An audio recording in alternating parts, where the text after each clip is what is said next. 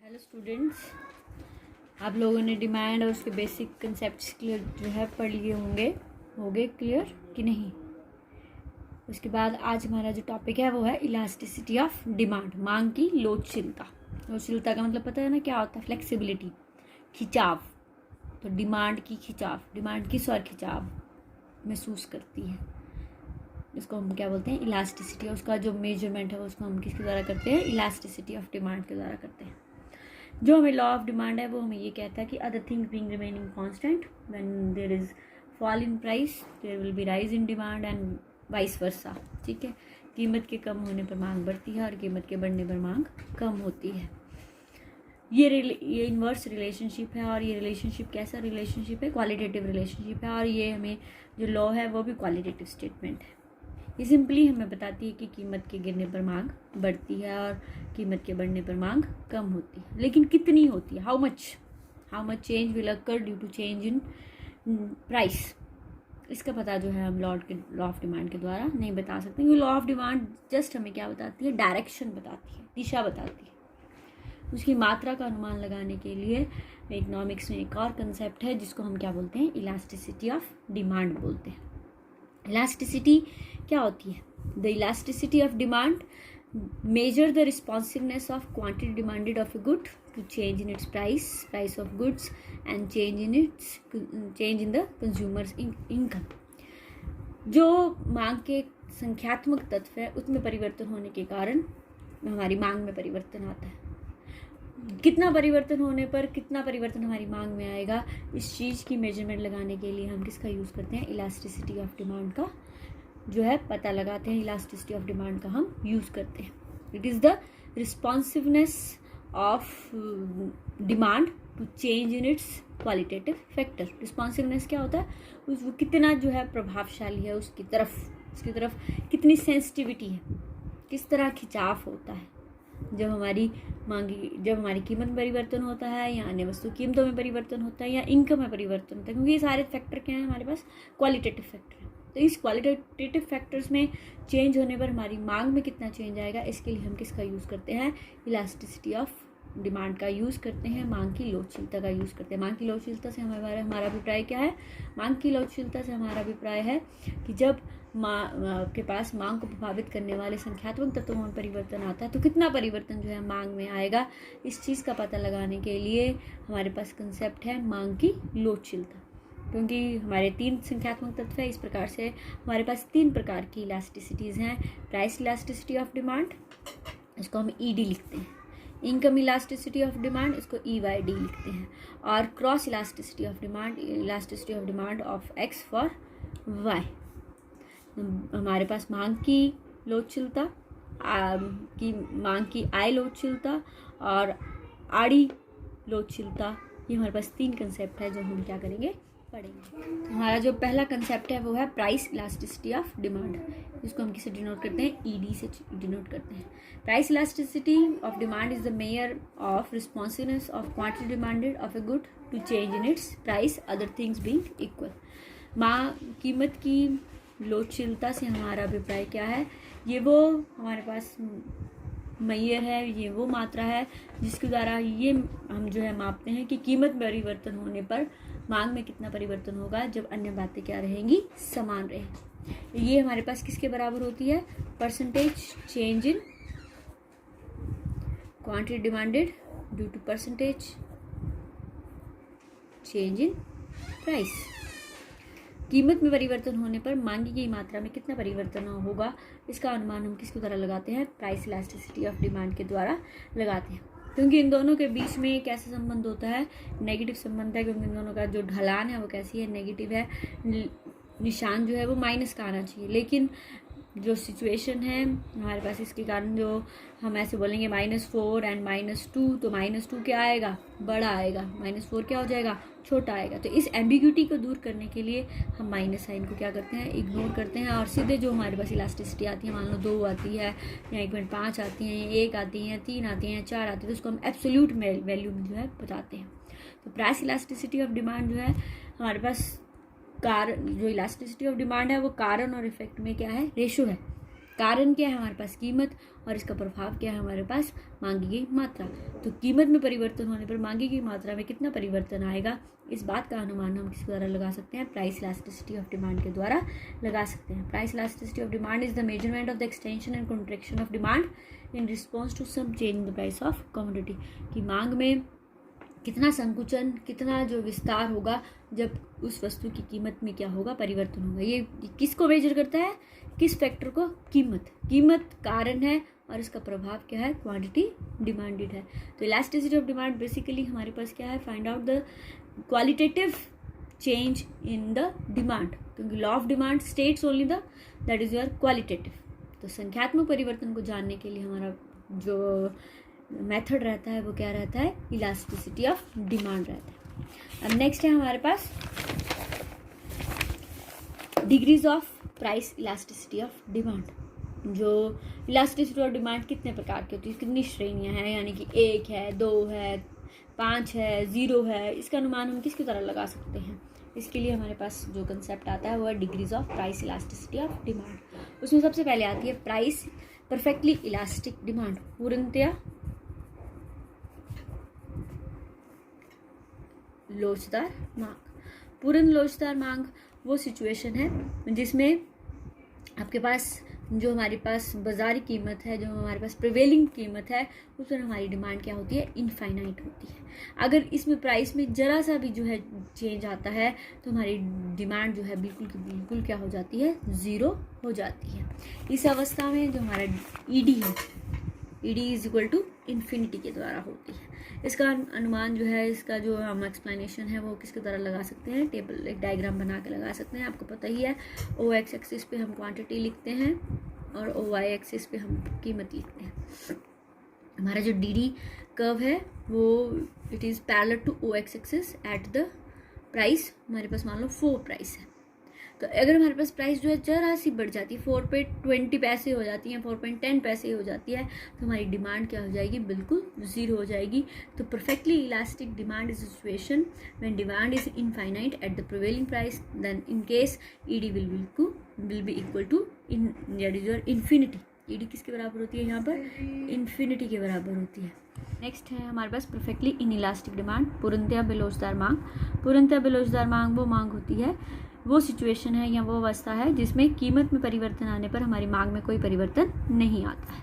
ये देखिए, अगर कीमत 2 है तब भी हमारी डिमांड जो है 4 यूनिट्स के बराबर है, अगर 4 है तब भी 4 है, अगर कीमत जो है वो 6 रुपये हो जाती है तब भी हमारी डिमांड जो है कितने यूनिट्स के बराबर रह रही है, 4 यूनिट्स के बराबर रह रही है। इस अवस्था में जो हमारा डी डी कर्व है वो किसके पैरेलल हो जाता है, ओ वाई एक्सिस के पैरेलल हो जाता है, ओ वाई के समानांतर हो जाता है, और इलास्टिसिटी ऑफ डिमांड किसके बराबर होगी, 0 होगी। इस अवस्था में ये जो हमारा परफेक्टली इनइलास्टिक डिमांड होता है, ये हमारी जो नेसेसिटीज ऑफ लाइफ है, जिसमें हमारे पास अपना फूड हो गया, आपके पास क्लोथ हो गया, या आप जो बेसिक नेसेसिटी ऑफ लाइफ है उसके लिए उसकी जो मांग होती है वो कैसी होती है, पूर्णतः बेलोचदार मांग होती है। मान लो नमक है, नमक की कीमत बढ़ने पर आप उसकी कम तो ना डिमांड कर देते हो, या फिर आप उसकी कीमत के कम होने पर उसकी डिमांड जो है ज़्यादा कर देते हो। तो इस अवस्था में इनकी डिमांड कैसी रहती है, एज इट इज़ रहती है, कीमत बढ़े चाहे कीमत कम हो। इस अवस्था में जो ईडी है वो किसके बराबर होती है, 0 के बराबर होती है। थर्ड आता है हमारे पास unitary elastic demand. Unitary elastic demand वो सिचुएशन होती है जिसमें कीमत में परिवर्तन होने पर मांग में इस प्रकार से परिवर्तन होता है कि जो हमारा टोटल एक्सपेंडिचर है वो कैसा रहता है, रिमेन्स कांस्टेंट। अब हमारे पास यहाँ पर टॉपिक आ रहा है टोटल एक्सपेंडिचर। टोटल एक्सपेंडिचर का मतलब है कुल व्यय। कुल व्यय का मतलब है प्राइस इंटू क्यू, कीमत मल्टीप्लाई बाय क्वांटिटी। ये हमारे पास किसके बराबर होता है, कुल व्यय के बराबर होता है। तो कीमत में इस प्रकार से परिवर्तन आता है कि, और उस कीमत में परिवर्तन होने के कारण मांग में इस प्रकार से परिवर्तन आता है कि जो आपका टोटल एक्सपेंडिचर है वो एज इट इज ही रहता है। इसको हम एक डायग्राम के द्वारा देखते हैं। On the x-axis and on the y-axis, on the x-axis there is quantity and on the y-axis there is price। हमारी जो कीमत है वो P है और जो हमारी डिमांड है वो कितने के बराबर है, Q के बराबर है। प्राइस जो है वो कम होकर P1 के बराबर हो गई है और इसके कारण जो डिमांड है वो हमारी क्या होगी, बढ़कर Q1 के बराबर होगी। ये हमारा जो है क्या है, DD कर्व है।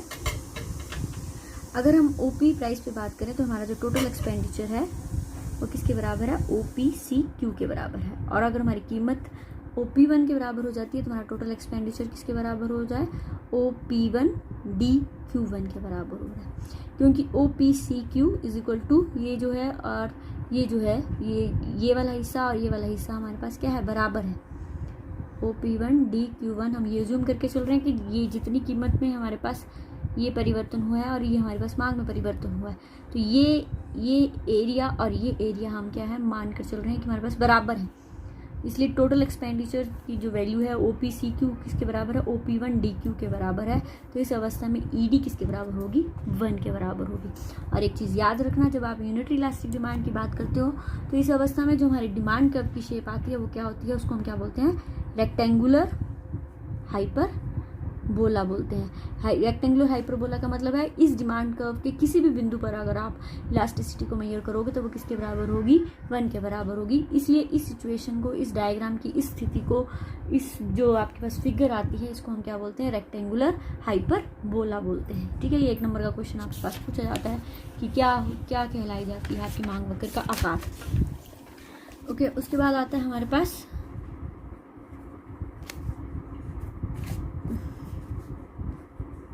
Greater than unitary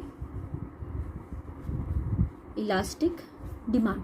greater than unitary elastic demand का मतलब क्या है, मांग से जो है इकाई से अधिक आपके पास मांग की लोचशीलता। तो इकाई से अधिक मांग की लोचशीलता उस सिचुएशन को कहते हैं जिसमें कीमत में परिवर्तन आने पर मांग में इस प्रकार से परिवर्तन आता है कि जब आपकी प्राइस जो है वो क्या करती है, डिक्रीज करती है, तो टोटल एक्सपेंडिचर इंक्रीज कर जाता है। और जब प्राइस बढ़ती है तो टोटल एक्सपेंडिचर क्या कर देता है, डिक्रीज कर जाता है। यानी दोनों में कैसा संबंध होता है, नेगेटिव संबंध होता है।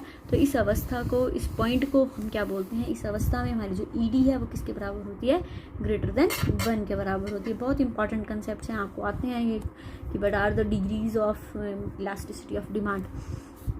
यहाँ पर OX OY प्राइस क्वांटिटी, our price is P,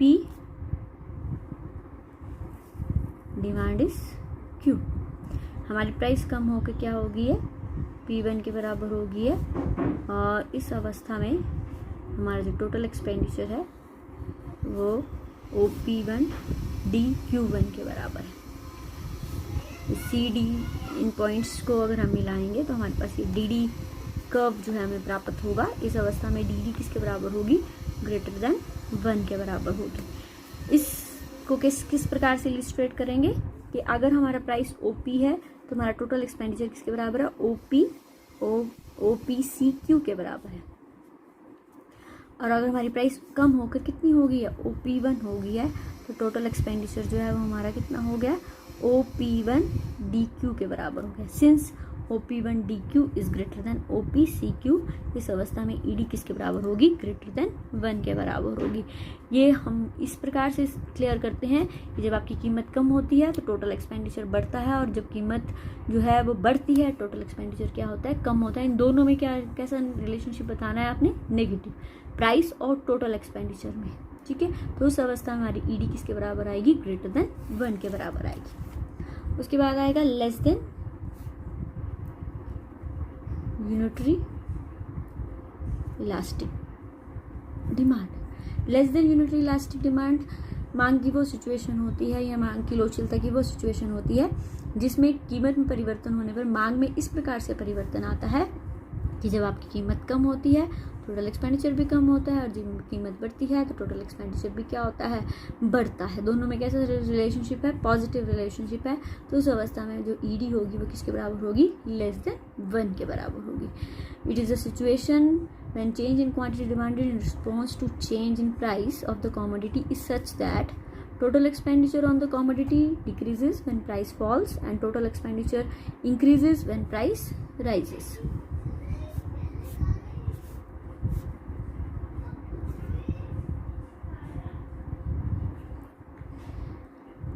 Price is P,